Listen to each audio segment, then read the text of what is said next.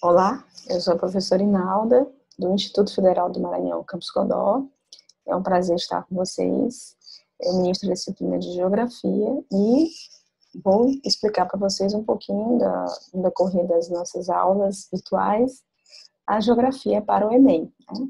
Essa aula é destinada justamente a esse projeto, o projeto para Enem, organizado pelo professor Aloysio, que é o professor do nosso campus, né, do Campus Codó. Mas ela vai ser veiculada em todas as mídias sociais, portanto, todas as pessoas poderão assistir, né, essa temática e as outras que já estão sendo gravadas. É um prazer, mais uma vez, estar com vocês. E em geografia, eu escolhi a gente primeiro fazer aqui uma observação, né? Vamos ver o que nós temos que estudar em geografia, porque ficam muitas dúvidas para vocês, o que estudar, né, de fato, para o Enem. O que será que vai cair, né? Inclusive, quando eu estou em sala de aula com os meus alunos, eles sempre perguntam, professora, o que será que vai cair, né? Será que vai cair perguntas tais, de ordem econômica, de ordem social, né, de ordem física? Então, eu selecionei aqui alguns temas gerais, e dentro deles, alguns conteúdos que vocês podem ir estudando, né, vendo uma sequência, para que vocês não se percam, porque é interessante ter um roteiro, né, eu acho que vocês até já estão fazendo isso já há algum tempo, um roteiro, né, pega um caderno, anota, o que você já estudou, para você não ficar repetindo e não perder muito tempo, né, até porque vocês sabem que esse prazo que vocês têm é muito curto, né, para rever tudo do ensino médio, tá bom? Então, eu selecionei aqui, os tópicos são 10, tá? Eles estão todos enumerados, tá na sequência. E aí vocês vão ver depois, quando terminar a nossa aula, vocês vão ver quais são todos os conteúdos, porque são muitos, né? Eu vou citar só os temas gerais. Então, primeiro é cultura e sociedade, a geografia do Brasil, né? A demografia também, a geopolítica, que é o quarto, né? No quinto, nós temos aqui a geoeconomia, a geografia urbana, né, o sexto, a geografia agrária, entra também aqui meio ambiente, né, e recursos naturais, é um tema bastante, inclusive, citado nessas provas, né, bastante veiculado mesmo, a questão ambiental, né, inclusive eu até coloquei aqui os conteúdos que vão ajudar vocês a seguir essa sequência. No tema 9, entra a parte da geografia física, né, dos fenômenos naturais, que também são cobrados para vocês, e o tema 10, que é a cartografia, tá? Então, esses temas gerais aqui, eles vão servir para vocês se embasarem, né? Vocês não se perderem também durante... Então, esses temas, né, que eu selecionei para vocês, eles servem justamente para vocês se embasarem, para vocês não se perderem. Porque, de repente, pode ser que vocês estejam seguindo uma sequência e aí fica melhor, né, dessa forma de organizar a sequência para vocês. Mas o que nós vamos tratar mesmo nessa aula de hoje é o que é a globalização, tá? Inclusive, eu escolhi dentro daquelas temáticas gerais, essa aqui, para a gente iniciar, porque a globalização, ele é um tema de ordem econômica, a gente pode estar conversando sobre globalização agora, e inclusive nas próximas aulas, até porque esse tema, ele tem uma sequência, né? E também ele está entrelaçado entre outras temáticas, inclusive outras ciências, né? No caso, a história, a sociologia, a filosofia. Vocês vão perceber que sempre tem algo, né, que é comentado dentro das aulas para que vocês possam conhecer melhor, às vezes até autores, né? Eu vou até citar aqui alguns para vocês hoje. Tem um que é do Brasil, que é fenomenal, as discussões que ele fez sobre a globalização, muito interessante. E eu resolvi, inclusive, colocar aqui nessa aula de hoje para que vocês possam conhecer um pouco desse lado do nosso país em relação à ciência, o que é a ciência humana, né? O que ela aborda sobre essas temáticas econômicas, inclusive a nível de mundo, tá? Então, para iniciar, vamos saber o que é globalização? Aí, como eu falei para vocês, né, nós temos aqui a Revolução Técnico-Científica, também chamada de Terceira Revolução Industrial, ela pode ter esses dois nomes, né, tranquilamente, vocês vão encontrar na literatura, tanto como Terceira Revolução Industrial ou Revolução Técnico-Científico Informacional, tá? Eu coloquei apenas Revolução Técnico-Científica para não ficar muito grande. Essa, portanto, é a atual fase da Revolução Industrial, e nessa revolução, nós temos aqui as principais características dela, é a questão da ciência, né? A ciência, ela passa, portanto, por uma outra conjectura, né? Tanto a ciência, a técnica, a informação, elas passam a dominar o planeta, na verdade, de fato, né? E algumas características dela, vocês podem ver até pelas figuras que eu coloquei aqui, né? No caso, avanço do sistema de comunicação, desenvolvimento de tecnologia, né? Da informática, das telecomunicações, portanto, da telemática, desenvolvimento da microeletrônica, da robótica. Inclusive, aqui na figura dá para a gente perceber que o que está predominando, né, na terceira revolução industrial é o campo da genética, que ela é uma das etapas, né, ela é uma das evoluções que essa terceira revolução realmente alcançou. Portanto, né, isso é digno de nota para essa revolução industrial, né. E aqui, como eu disse para vocês, né, eu vou dar ênfase também agora aqui à quarta revolução industrial, também chamada de Revolução 4.0. E essa Revolução 4.0, ela está sendo tratada pelo Fórum Econômico Mundial como uma fase de transição em direção a novos sistemas, né, de revolução digital. Eu até trouxe aqui alguns exemplos, né, do que aparece. Uma das características dessa fase é a tendência dela a questão da automatização das fábricas, né, por meio de sistemas cyberfísicos, né. Aí nós temos, portanto, a impressão 3D, aqui é o uso de drones, né. E essa revolução industrial, também chamada de quarta revolução industrial, daqui a pouco vocês vão conhecer um dos autores que começou a citar isso, ela tem algumas marcas, né? Por exemplo, nanotecnologia, neurotecnologia, né? Robôs, muito mais, porque antes já se falava da robotização, mas agora muito mais, né? Inteligência artificial, a biotecnologia, impressoras 3D, o uso de drones, como eu já citei, né? Dentre outras características. E quem já vive nessa perspectiva, né, segundo o relatório de 2016 do FMI, do Fundo Mundial Internacional, né, é a Singapura, a Finlândia, né, a Noruega, a Suécia, os Estados Unidos, Holanda e também Israel, tá? Então, esses países, eles têm, portanto, essas características de estarem manuseando a ciência com uma outra perspectiva, não apenas voltada para a indústria, né, para atender programas industriais, né, ou provendo, portanto, a produção industrial. Não. Agora, a ciência ela está atrelada também a outras áreas, a aeroespacial, a biogenética, né, e outros aspectos também, até de produção mesmo, mas uma produção muito mais voltada para as tecnologias avançadas, né, diga-se de passagem. E agora a gente vai conhecer um pouquinho mais dessa quarta revolução. Eu trouxe aqui para vocês uma imagem aqui interessante, que é do autor, né, do livro A Quarta Revolução Industrial. Esse livro, inclusive, dá para vocês conseguirem baixar para ler nos sites, né, que tem livros e-book, por exemplo, em PDF, né, pode ser lido em PDF, caso vocês não queiram comprar. E uma das citações dele é essa: a produção humana ela é aumentada por meio da potência aprimorada da cognição. Portanto, o domínio hoje, de fato, da cognição, do intelecto, é algo que marca, portanto, esse período da chamada quarta revolução industrial ou revolução 4.0. Trouxe aqui para vocês agora um outro estudioso bastante citado, né, por nós das ciências humanas e até de outras áreas também, muito conhecido mundialmente, que é o professor Milton Santos. E um dos livros, uma das obras dele, foi justamente tratar da globalização, tá? E como pensador que ele era, ele escreveu por uma outra, o tema do livro por uma outra globalização, que é esse que eu trouxe para vocês visualizarem um pouco da temática que ele aborda.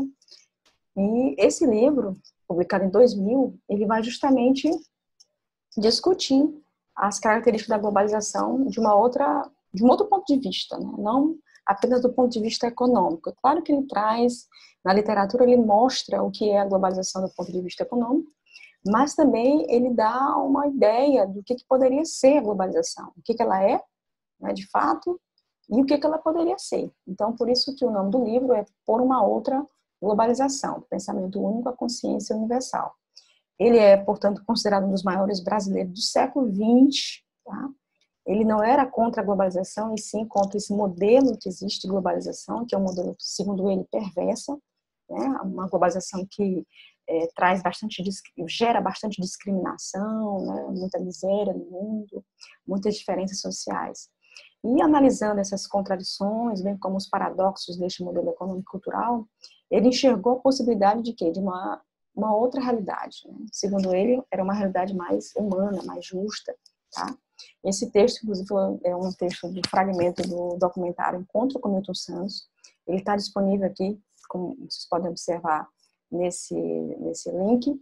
Vocês podem acessar, tá bom? Para vocês conhecerem um pouco desse documentário criado justamente para abordar essa temática de globalização. Tudo que é ligado a esse aspecto econômico que a gente está discutindo aqui, é interessante que vocês depois passem para dar uma olhada, né, para vocês verem um pouquinho mais o que é discutido a nível de globalização no mundo e também aqui no Brasil.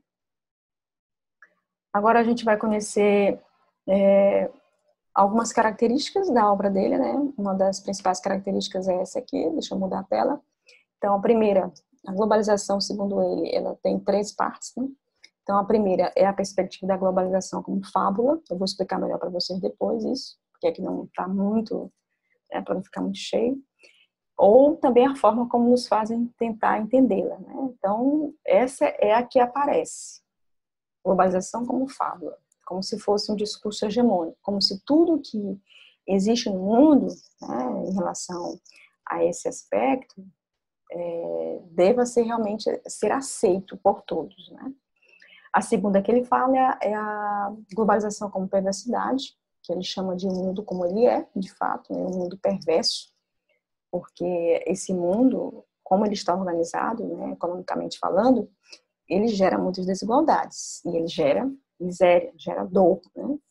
Nesse sentido, aparece aí também a terceira, né, que é a globalização como possibilidade, ou como ele chama o mundo como pode ser, né? Então aqui a gente vai entender um pouquinho melhor dessas 3 características da globalização. Eu coloquei a primeira para vocês. Deixa eu tirar aqui de cima do texto da Mafalda, né, que eu trouxe uma figurinha da Mafalda. Então, o mundo que percebemos globalização como fábula, esse mundo que nós percebemos, segundo Milton Santos, é porque existe, na verdade, uma ideologia, né, de que nós precisamos estar atrelados à globalização como ela está sendo aplicada, né? Isso é uma fábula, na verdade. E, segundo ele, nós podemos indagar se não estamos diante de uma ideologização maciça, né? Ou segundo a qual a realização do mundo atual exige como uma condição essencial, como um exercício de fabulações, né? Até porque, segundo ele, o mercado ele é muito avassalador, né? Ele tenta realmente homogeneizar o planeta através do que existe, né? Através de mercadorias. Se nós estivermos, por exemplo, em outros lugares do mundo, no mesmo espaço de tempo, se nós pudéssemos fazer isso, lógico, né? Nós poderíamos ver essa marca, portanto, né? A globalização como fábula.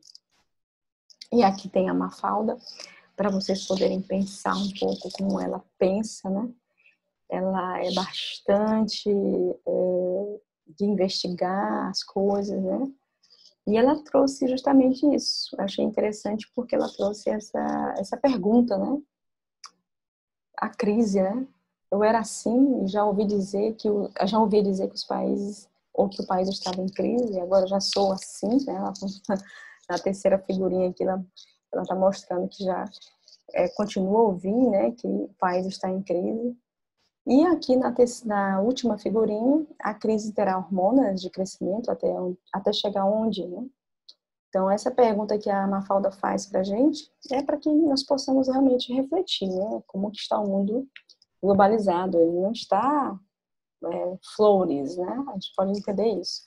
O mundo realmente ele tem bastante nuances de características bastante complicadas de entender, né? Aqui eu trouxe para vocês, inclusive, uma dessas complicações, né, que nós temos no planeta devido ao processo de globalização, devido ao processo como o capitalismo se organiza a partir dessas 2 imagens. Aí, um aspecto moradia, né, um aspecto a alimentação, que é talvez, quem sabe, aqui a alimentação, o cuidado mesmo com as crianças, né, cuidado com as cidades, a forma como as cidades estão organizadas no seu espaço. Então, aqui é o mundo real. Essas 2 imagens justamente mostrando o mundo real, a globalização como perversidade. Inclusive, para a maior parte que discute da humanidade, a globalização está se impondo como uma fábrica de perversidades. Aqui nós temos desemprego, né, pobreza, as novas enfermidades que se instalam, inclusive entre a população mais pobre, essas enfermidades elas se tornam até mais sérias do que com outros tipos de classes sociais, né? E aí um exemplo disso é o que nós estamos vivendo hoje, né, da pandemia da Covid-19, tá? Tem também aspecto da mortalidade infantil, que permanece bastante alta. Aqui aspecto da educação, né? Consumo desenfreado. E consumo, inclusive, é considerado como forma de felicidade para algumas classes sociais. Então, o que a gente percebe aqui é uma adesão desenfreada, né, aos comportamentos competitivos que atualmente caracterizam as ações hegemônicas, né? Passa a ser hegemônico, tenta ser hegemônico, na verdade, mas também é perverso, porque gera todas essas mazelas que vocês podem observar aqui nesse contexto, né? E o mundo como uma possibilidade, que é a terceira etapa, né? O mundo como possibilidade, o mundo, uma outra globalização, né? Aqui as bases, inclusive materiais do período atual, são, entre outras, essa unicidade da técnica, essa convergência dos momentos também e o conhecimento do planeta. Mas, como a gente pode perceber, essa unicidade, ela nem sempre ela traz isso, né? Ela traz a solidariedade entre os povos. Pelo contrário, ela traz competição, né? O domínio da tecnologia hoje, ele é bastante competitivo. Quem sabe mais, quem sabe menos, né? Quem está desenvolvendo as vacinas, que está correndo agora há quanto tempo, né? Claro que aí por trás não é só resolver o problema. Tem também a questão econômica, né? Porque os países que estão nessa corrida contra o tempo, né, tentam resolver de uma certa forma o problema da pandemia, mas também quem vai conseguir colocar no mercado a patente, né, de um produto que, portanto, vai ser algo utilizado no mundo inteiro e também vai gerar isso, né? Então, com relação a essa unicidade da técnica, né, segundo ele, essas mesmas bases, elas poderão servir a outros objetivos, né? Por exemplo, algumas características da globalização que ela é de uso militar, né? Alguns conhecimentos, elas são de ordem militar. E os países, por exemplo, que não têm esse conhecimento militar que outros têm, com certeza eles têm perdas, né, civis até maiores, civis e militares, do que aqueles que possuem, né, esses tipos de conhecimento. Então, a gente pode observar que existem realmente vários tipos de âmbito para se estudar a globalização. Não é apenas a globalização econômica. Eu até trouxe aqui para vocês isso, né? Como é que a gente vai perceber isso? Ela é um processo multifacetado, com forte viés econômico, claro, mas ela transcende, portanto, a questão econômica, né? Como vocês podem ver aqui, eu trouxe aqui vários tipos de características da globalização, né? Segundo Silva e Furquim, a globalização ela pode ser caracterizada como globalização informacional, globalização cultural, geográfica, política, né? E também pode ser considerada econômica. A globalização informacional, ela tem vários tipos de características, tá? Mas, assim, o que mais está atrelado a ela é justamente isso, a questão do desenvolvimento da comunicação, né? Das telecomunicações, dos sistemas de comunicação, de informação, que passam a ser divulgados cada vez mais. Eu trouxe até algumas estatísticas para vocês. Por exemplo, em relação à informação, existem alguns dados que apontam, por exemplo, o Brasil em relação ao domínio da internet. Hoje, nós temos aí por volta de 60% da população conectada no nosso país, né? Então, esse dado da informação, né, da globalização informacional, é algo interessante discutirmos, porque, embora o nome seja globalização informacional, isso não significa dizer que todos no planeta estão utilizando essas mesmas técnicas, né? Então, o que a gente pode ver, colocando aí o que Milton Santos falava, né? Essa unicidade da técnica é algo que pode realmente ser discutido. Por quê? Porque a gente não percebe isso de forma hegemônica. Se fosse a globalização fosse hegemônica, todos no planeta estariam conectados, estariam utilizando, portanto, usufruindo, portanto, a internet. Mas nem todos utilizam. Por quê? porque ela, na verdade, ela não é um fenômeno hegemônico, ela não gera essa hegemonia, né? O que existe é algo contrário, né? É um fenômeno heterogênico, né? Nem todas as sociedades, nem todas as pessoas do mundo, elas conseguem ter os mesmos produtos, as mesmas técnicas que outros. Enquanto nós aqui no Brasil estamos utilizando tecnologias de talvez 5 anos, né, 10 anos, existem países muito mais avançados em relação a esse aspecto de tecnologia. Pessoas que estão usando o que há de mais avançado. Claro que existe um nicho para isso, um nicho econômico. Existem pessoas que elas vivem em outro mundo, né, em relação à tecnologia.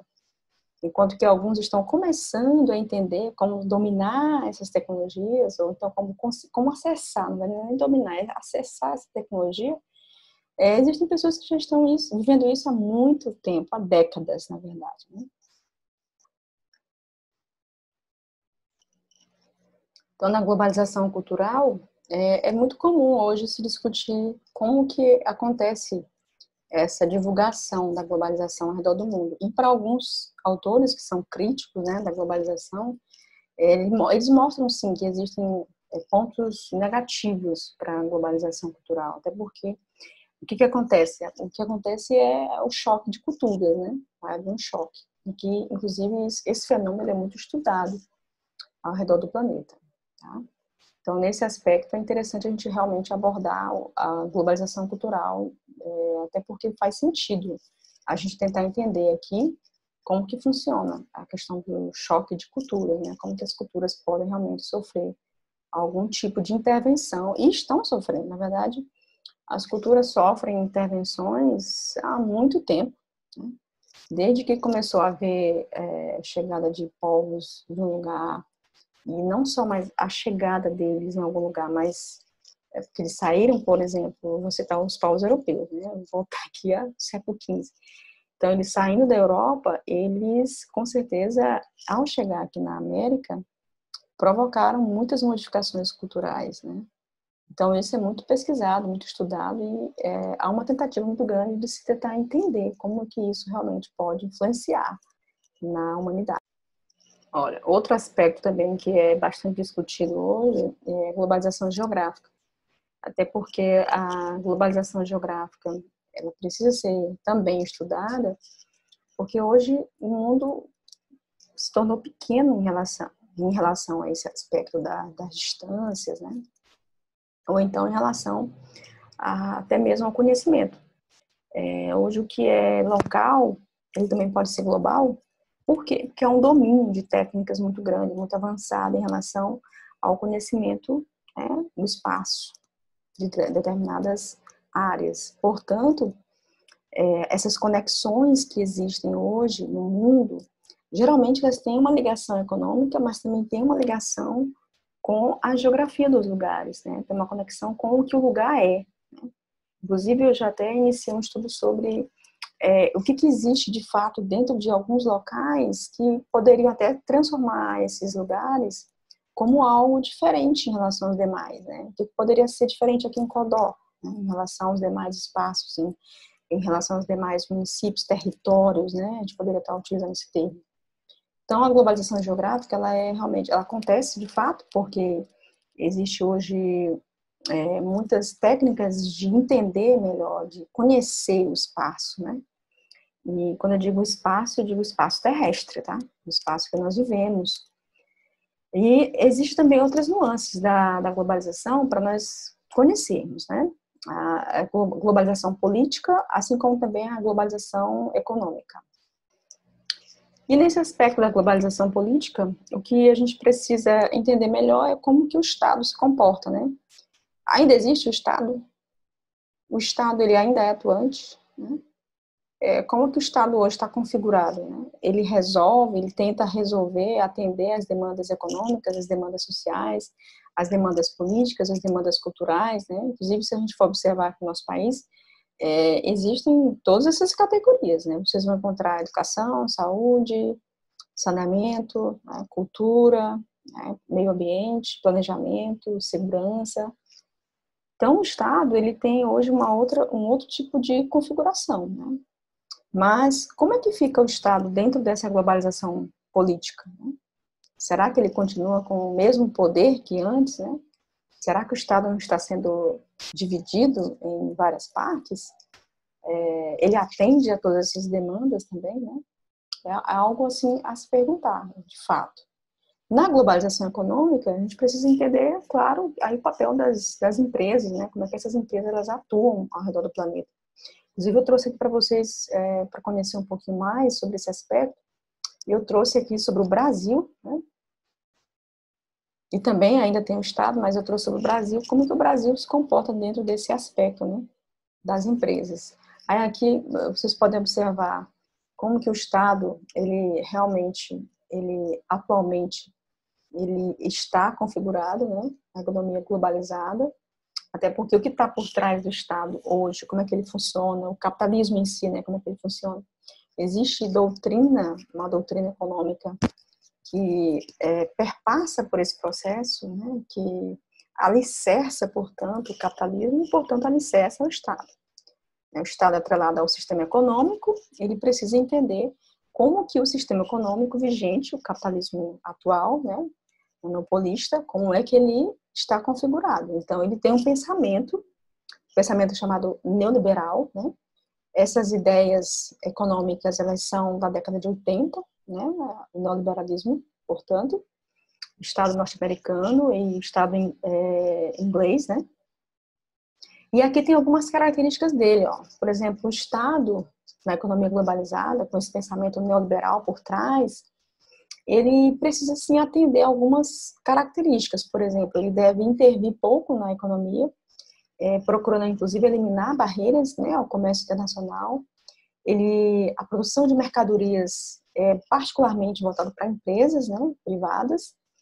Ele precisa estimular a pesquisa, né, tecnológica para apoiar a iniciativa privada e também assegurar a estabilidade econômica e facilitar o livre funcionamento do mercado. Os direitos trabalhistas devem ser revistos, né? Aqui, inclusive, há uma discussão muito grande com os sindicatos. No sistema de proteção social, tudo deve ser reestruturado, por isso que se fala bastante em reformas, né? Reformas tributárias, reformas trabalhistas, né? Porque tudo deve ser mantido através desse pensamento neoliberal, onde o Estado ele é mínimo, né? Ele atua o mínimo possível. As despesas também do Estado nos setores sociais, como a de saúde, educação, né? Não é à toa que eu coloquei aqui o SOS Educação, eles devem ser limitados porque realmente, de fato, elas são limitadas, né? Dentro do pensamento neoliberal. E por trás de todo esse fenômeno que é pesquisado, né, da globalização, nós temos que entender como é que o comércio mundial ele está hoje, né, funcionando. Tá? E agora eu vou mostrar para vocês um pouquinho mais. Então, em relação a esse aspecto do comércio mundial contemporâneo, o que principalmente marca essa etapa do comércio justamente nessa fase é a presença de empresas transnacionais no mundo e como é que elas atuam, né? Então elas utilizam algumas estratégias. Uma delas é a global sourcing, né? Essa estratégia é uma estratégia tipicamente empresarial, onde eles estão vinculados à questão dos fornecedores, né, de produtos. E aí até um exemplo que é citado por alguns autores é a questão do fornecimento de grãos, né? Então, as empresas vão justamente atrás desses fornecedores, né, onde eles estão situados, onde estão localizados, e também para atender essa demanda do fluxo, né, que existe hoje bastante elevada, né, de alimentos pelo mundo inteiro. Então, existem algumas estratégias utilizadas pelas empresas para atender o mercado mundial. Aqui nós vamos observar, portanto, já estamos terminando a nossa aula, mas aqui a gente vai observar um pouco do Brasil, né, como que o Brasil também ele está sendo estudado na globalização, né, como é que se pode entender o Brasil na globalização, essa que é a verdade. E eu trouxe aqui para vocês uma citação do Banco Mundial, né, sobre o nosso país, é uma citação recente, mas ele aponta um estudo que é justamente de 10 anos, entre 2003 e 2013, segundo ele, o Brasil viveu um progresso econômico e social em que mais de 26 milhões de pessoas saíram da pobreza, né?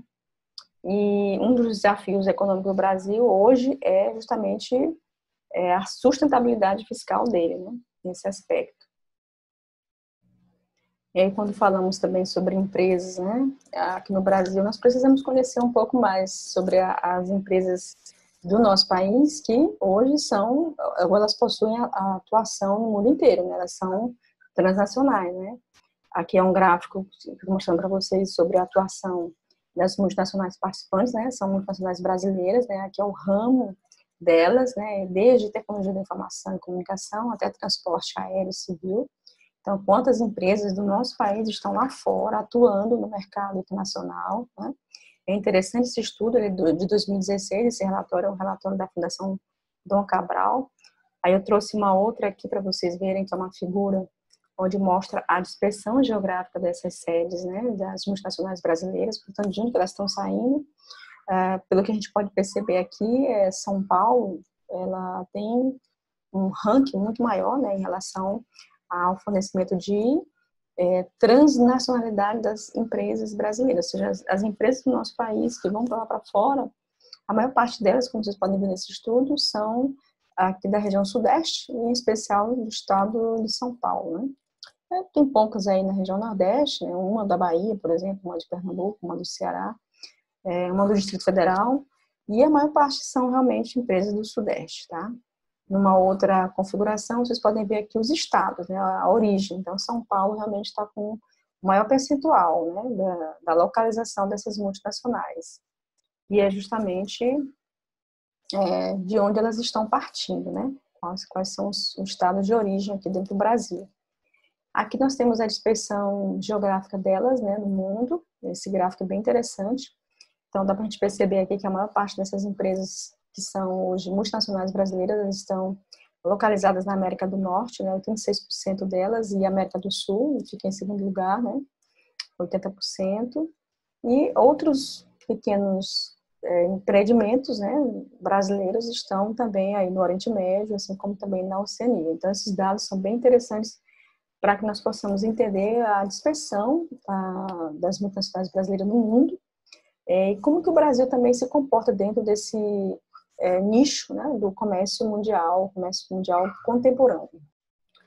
Na próxima aula nós vamos falar um pouco sobre globalização e regionalização, nós vamos entrar um pouco sobre os blocos econômicos, né, vou dar destaque aqui na aula sobre a União Europeia, sobre o Mercosul, né, que é bem interessante, vou trazer dados para vocês também mais recentes sobre esse estudo, né, dos blocos econômicos, como é que eles atuam no mercado mundial, a OMC também, a participação das regras, né, da OMC, através dessa forma como o comércio ele se organiza no mundo inteiro.